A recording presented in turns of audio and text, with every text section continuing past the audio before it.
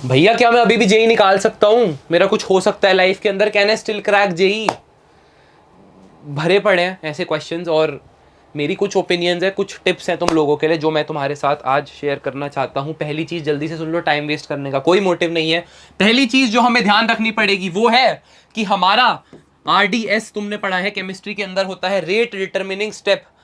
यहां पर इस पेपर के अंदर ये जो जेई 2022 की बला है इसके अंदर जो तुम्हारा आरडीएस है वो है तुम्हारा रैंक डिटरमिनिंग स्टेप और वो होने वाली है तुम्हारी केमिस्ट्री।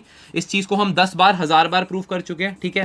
रैंक डिटरमिनिंग स्टेप जो है तुम्हारा वो तुम्हारी केमिस्ट्री होने वाली है। अगर केमिस्ट्री में तुमने अपनी पकड़ बना ली तो जेई 2022 तुम निकाल सकते हो। हाँ जी निकाल सकते हो। भैया ये तो आपने बता दिया, आपने एक बंदे को लाके ये भी दिखा दिया पिछले साल के पेपर सॉल्व करवा के पूरा कि 30 में से 25 में से हमारे जितने भी क्वेश्चन है वो एनसीईआरटी से निकल रहे हैं, 95% क्वेश्चन। बट अब हम एनसीईआरटी, ये बात तो मान गए कि एनसीईआरटी करनी, बट एनसीईआरटी पढ़नी कैसे है? सिंपल सी बात है, ध्यान से सुनो, तुम्हारे पास ज्यादा टाइम नहीं है। इंडियन एजुकेशन सिस्टम में एक चीज होती है जिसको बोलते हैं रट्टा मारना, और रट्टा मारना हमें बचपन से सिखाया गया है। बहुत घटिया एडवाइस लगेगी सुनने में, बट इस पॉइंट पे तुम्हें यही ज़रूरत है कि केमिस्ट्री में, स्पेशली इनऑर्गेनिक केमिस्ट्री की जब हम बात कर रहे हैं, इसके अंदर तुम्हें ज़रूरत है बैठ के किताब को लेके बैठो और आखिरी, शुरू से लेके आखिरी तक के पन्ने को रट्टा मार लेना है।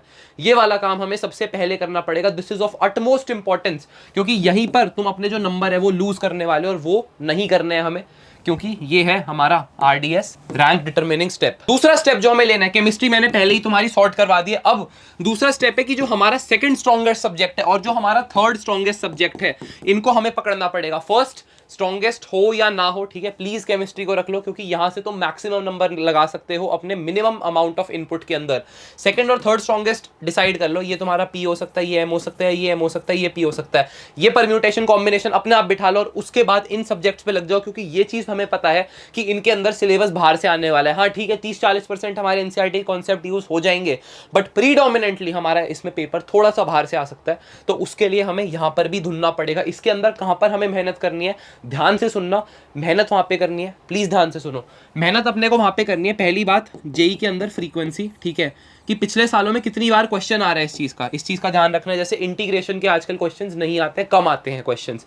तो पहली चीज जेई के अंदर क्या फ्रीक्वेंसी है, और दूसरी चीज लेवल ऑफ डिफिकल्टी क्या है चैप्टर का। तुम कहो कि यार हर साल रोटेशन का एक क्वेश्चन आ रहा है तो मैं रोटेशन लेके बैठ जाऊंगा, लेवल ऑफ डिफिकल्टी देखा उस चैप्टर का, एक हफ्ता लग जाएगा करने में, वो सारा छूट जाएगा तुम्हारा। तो वो चीज हमें यहाँ पर स्किप करनी है और हमें आगे बढ़ना है। ऐसे चैप्टर्स को सिलेक्ट करना है जिनमें जेई के अंदर फ्रीक्वेंसी ज्यादा है, ध्यान से सुनो, और उसके अलावा लेवल ऑफ डिफिकल्टी कम से कम है। ऐसे बहुत सारे चैप्टर्स की मैंने लिस्ट बना रखी है, डिस्क्रिप्शन बॉक्स में मैं तुम्हें दे दूंगा, टेलीग्राम चैनल पर भी वो मैं डाल दूंगा। बहुत सारी चीजें आ गई हैं यार, बहुत सारी रिसोर्सेज आ गए हैं। सिलेक्शन अगर इस पॉइंट पे नहीं हो रहा है तो मैं ये बोलूंगा कि शायद तुम्हारी मिस्टेक है। बिल गेट्स की ये स्टेटमेंट है ना कि if you were born poor it was not your mistake, ठीक है, but if you die poor it is your mistake. तो वही वाली बात है कि अभी तक कुछ नहीं किया था तो चलो कोई बात नहीं, बट अगर अब नहीं किया इतने सारे रिसोर्सेज अवेलेबल होने के बाद तो यार सही में पॉइंट नहीं रह जाता है। कितनी बढ़िया चीज आई है यार, मात्र 299 रुपए के अंदर तुम्हें मिल रहा है अगले 45 दिन प्रिपरेशन करने का मौका अनअकैडमी प्लस के साथ। और ऐसा जिंदगी में कभी भी नहीं हुआ है, ठीक है। कोचिंग इंस्टीट्यूट्स तुम्हें ऑफलाइन मिलेंगे यार, हजारों रुपए चार्ज करने लग रहे हैं। बहुत सारे ऑनलाइन प्लेटफॉर्म मिलेंगे, यहाँ पर भी अच्छे अच्छे अमाउंट चार्ज होते थे, बट अनअकैडमी ने बिल्कुल किल कर दिया है, ठीक है भाई। सब कुछ 299 रुपीज के अंदर तुम्हें सब्सक्रिप्शन देखने को मिलेगा, अपना प्लस सब्सक्रिप्शन 45 डेज की वैलिडिटी के साथ। करना क्या है, नीचे दिए लिंक पे जाना है, वहां पे जाके जब लिंक पे क्लिक करोगे तो नीचे मोर जाओगे, 1 मंथ का सब्सक्रिप्शन पे क्लिक करना है, उसमें 15 डेज की एक्सटेंशन भी तुम्हें मिल जाएगी। तो 45 डेज का सब्सक्रिप्शन तुम्हें 299 में मिलेगा। और इसके ऊपर अगर तुम पांडा यश, जो हमारा कोड है हमारे चैनल का, उसको यूज करते हो तो एक्स्ट्रा 10% और डिस्काउंट मिल जाएगा। तो ये अमाउंट गिर के 270 रुपए आ जाता है मात्र, ठीक है। ये वाला अमाउंट है जो तुम पे करने वाले हो एक क्वालिटी एजुकेशन पाने के लिए। सारे इंडिया के टॉप एजुकेटर से लाइव टेस्ट दे रहे होंगे, क्विजेस दे रहे होंगे, सब कुछ एकदम सॉर्ट है, बैचेस आते रहते हैं नए नए। उसके अलावा डाउट रेजोल्यूशन हो रहा है, तुम लाइव टीचर से इंटरैक्ट कर पा रहे हो चैट के थ्रू। तो बहुत बढ़िया बढ़िया फीचर्स हैं, और अगर अभी नहीं किया तो बहुत गलत हो जाएगा। एक अनाउंसमेंट और है, हमारे चैनल से जो भी लेते हैं, ठीक है, पांडा यश हमारा कोड है, हमारे चैनल से जो भी लेते हैं ये वाला सब्सक्रिप्शन, उसको एक स्क्रीनशॉट भेजना है मेरे टेलीग्राम पे, जो फिर से पांडा यश है, ठीक है, वहां पे मेरे को एक स्क्रीनशॉट तुम्हें भेज देना है। तुम में से किसी 10 लोगों को, किसी 10 बच्चों की एजुकेशन मैं अपने पॉकेट से स्पॉन्सर करूंगा, तुम्हारे जेई की पढ़ाई, ठीक है। तो ये 45 दिन का सब्सक्रिप्शन तुम्हारे लिए फ्री कर दिया जाएगा। तुम मेरे को एक बार स्क्रीनशॉट भेज देना और तुम में से किसी 10 लोगों को मैं अपनी पॉकेट से पे कर दूंगा, ठीक है, सब्सक्रिप्शन अमाउंट। तो तुम्हारे लिए वो चीज़ जीरो हो जाएगी। ऑल्सो यार जिसको जेन्युइनली ज़रूरत हो कि मतलब उसको कंसिडर किया जाए, प्लीज़ वही करना। जो लोग आराम से अफोर्ड कर सकते हैं, मेरे हिसाब से बहुत बड़ा अमाउंट नहीं है इतने का यार, हम पिज्ज़ा बर्गर खा लेते हैं जाके, तो ऐसी कोई दिक्कत नहीं है। जो लोग सही में अफोर्ड नहीं कर सकते वो लोग मेरे को स्क्रीनशॉट भेजना, किन्हीं 10 लोगों के एजुकेशन यश भैया के ऊपर, कोई दिक्कत की बात नहीं है। अब आगे पढ़ते हैं कि यार पढ़ाई कैसे करें, ये चीज समझ नहीं आ रही हमें। हमारे मार्क्स कहाँ कट रहे हैं, क्यों कट रहे हैं मार्क्स? हमारे मॉक टेस्ट दिए जा रहे हैं भैया, 100 नंबर से ऊपर आके ही नहीं दे रहे हमारे, क्या दिक्कत है? मैं दिक्कत बताता हूँ। मार्क्स हमारे कहाँ कटते हैं? हमने पढ़ लिया एक चैप्टर प्रोबेबिलिटी, एक चैप्टर हमने पढ़ लिया स्टैटिस्टिक्स, फिजिक्स के अंदर रोटेशन पढ़ लिया हमने, ठीक है, मैकेनिक्स हमने पूरी पढ़ ली, ठीक है, केमिस्ट्री के अंदर हमने S block, D block, F block सब कुछ पढ़ के बैठे हुए। प्रॉब्लम मैं बताता हूँ कहाँ पे आती है कि एक क्वेश्चन हमारे सामने आएगा बड़ा सा, और इसके अंदर सबसे पहले कोनिक सेक्शन का कॉन्सेप्ट लग रहा होगा, ठीक है। तुम कहोगे ठीक है यार पैराबोला का क्वेश्चन है, हो जाएगा। कोनिक सेक्शन के बाद इसके अंदर इंटीग्रेशन भी लग रही होगी, इंटीग्रेशन के बाद इसमें प्रोबेबिलिटी होगी, फाइनल क्वेश्चन में प्रोबेबिलिटी पूछी होगी। तो अब बंदा कंफ्यूज हो जाता है इस क्वेश्चन को देख के कि यार प्रोबेबिलिटी मैंने पढ़ी है, लास्ट में तो प्रोबेबिलिटी पूछी है, 5/8 दे रखा है हमें ऑप्शन, 1/2 दे रखा है, 3/4 दे रखा है, 5/6 दे रखा है, ये हमें ऑप्शन दे रखे हैं। तो यार क्वेश्चन तो ये प्रोबेबिलिटी का है, बट इसके अंदर बात तो पैराबोला की हो रही है, और पता नहीं फिर कुछ एरिया वेरिया निकालने की भी बात हो रही है यहाँ पर। फर्स्ट तो जब सिक्वेंशियल क्वेश्चन आता है ना, 3 कॉन्सेप्ट्स मर्ज्ड हैं, तो इसकी प्रैक्टिस हमें जोरों से करनी होगी। जब ऐसे क्वेश्चन आते हैं, तुम्हारी जगह मैं रहा हूँ, मेरे को पता है दिमाग कितना खराब हो जाता है, ऐसा लगता है कि क्या ही पढ़ाई करी है हमने, पूरी प्रिपरेशन बेकार है। मैं समझ सकता हूँ, आई हैव बिन देयर, जहाँ तुम थे मैं भी था वहाँ पे 3-4 साल पहले, बट घबराना नहीं है।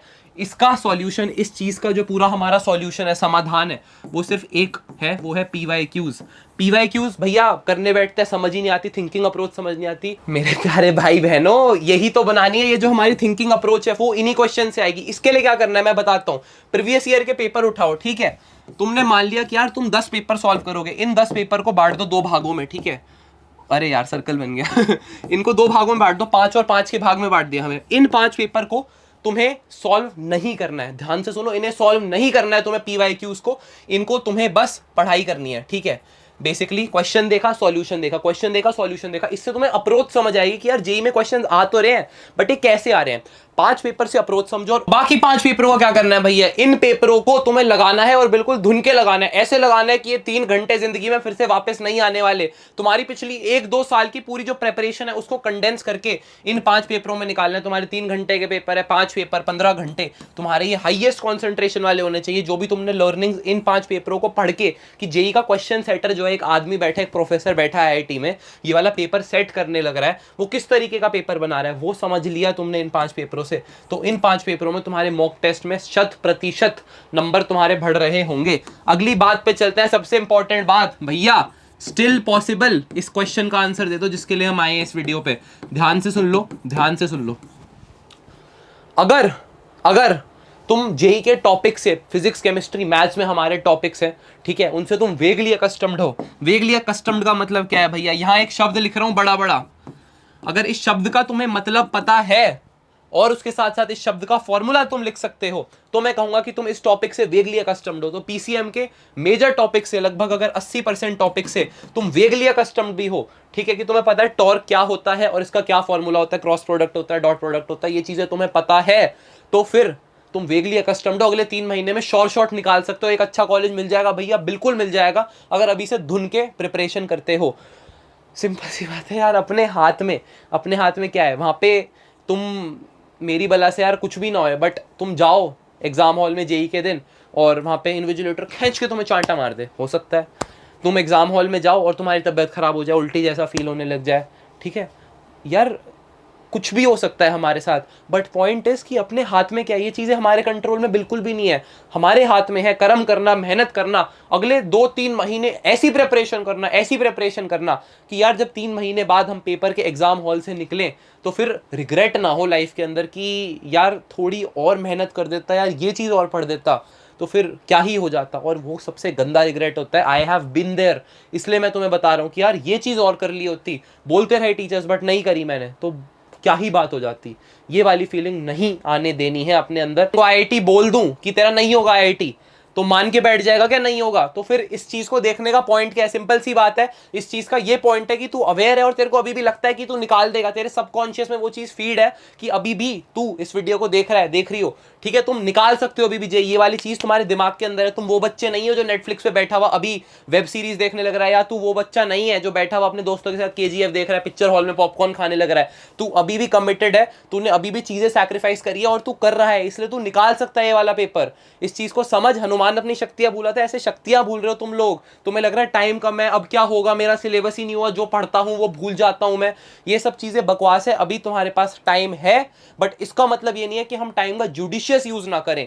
टाइम है, बट इतना ही है, इतना ही इनफ बचा है अब कि तुम निकाल सकते हो। बेयरली ऐसे तुम लाइन पे खड़े हो, लाइन के इस पार है या उस पार है, और वो डिपेंड करेगा तुम कितनी मेहनत कर रहे हो। तुम दिन के 2 घंटे लगा रहे हो, 3 घंटे लगा रहे हो, 5 घंटे, 8 घंटे। मैंने तुम्हारे घर में सीसीटीवी कैमरा नहीं लगवा रखे। मेरे को नहीं पता तुम इस वीडियो को देखने के बाद क्या करोगे, बट मेरा विश्वास है कि पिछले यार 1 साल से मैं चिल्ला चिल्ला के बोले जा रहा हूं। तुम्हें काउंसलिंग की वीडियोस बना के दे रहा हूं, कॉलेजेस की वीडियो बना के दे रहा हूं। जिस बंदे को तुमने कहा उस बंदे को ला के कैमरा के सामने खड़ा कर दिया, उसके स्केड्यूल को छोड़ के। क्यों हो रहा है ये सब? ये सब इसलिए हो रहा है यार क्योंकि मेरा कोई मोटिव नहीं है। बस मैं ये चाहता हूं कि तुम लोग 3 महीने बाद, 4 महीने बाद मेरे को एक अच्छे से कॉलेज में दिख जाओ यार। और कोई मोटिव नहीं है। मैं चाहता हूं कि मैं ऐसे कॉलेज आऊं तो बस मेरे को 3 4 5 तुम में से बच्चे मिल जाए जो इस वीडियो को देख रहे हैं कि भैया आपकी वो वाली वीडियो देखी थी और उसके बाद आज मैं इस कॉलेज में पहुंच गया हूं। बस इतना एम है, कोई मोटिव नहीं है, कोई किताब बेचने नहीं आता है यहाँ पे मैं खड़े होके, ठीक है। तो पढ़ाई करनी, ठीक है, बस ये चाहता हूं मैं कि अब बिल्कुल लास्ट का टाइम है। हो गई मस्तीबाजी, होती भी रहेगी, बहुत मस्ती करने का मौका मिलेगा तुम्हें कॉलेज के अंदर, ट्रिप्स पे जाओगे बढ़िया बढ़िया। मैं भी गया था अभी ट्रिप पे, बट हमेशा ये होता है कि यार ये कर देते हैं बच्चों के लिए, ऐसे कर देते हैं, ये वाली चीज़ मांग रहे हैं, वही दिमाग चलता रहता है। तो अगर मैं सोच रहा हूँ यार तुम्हारी लाइफ के लिए, तो तुम्हारी खुद की लाइफ है, तुम अपना सोचो, अपने पेरेंट्स का सोचो।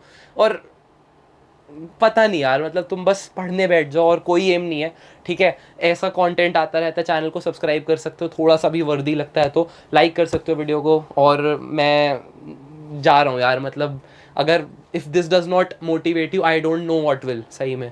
क्योंकि this is the last ride, this is the last lap. और अगर तुम अब भी नहीं करते हो तो पूरी ज़िंदगी अपने ऊपर थू थू करोगे। मेहनत नहीं करते हो तो रिजल्ट का देख लेंगे। जाओ यार, पढ़ाई कर लो, बाय।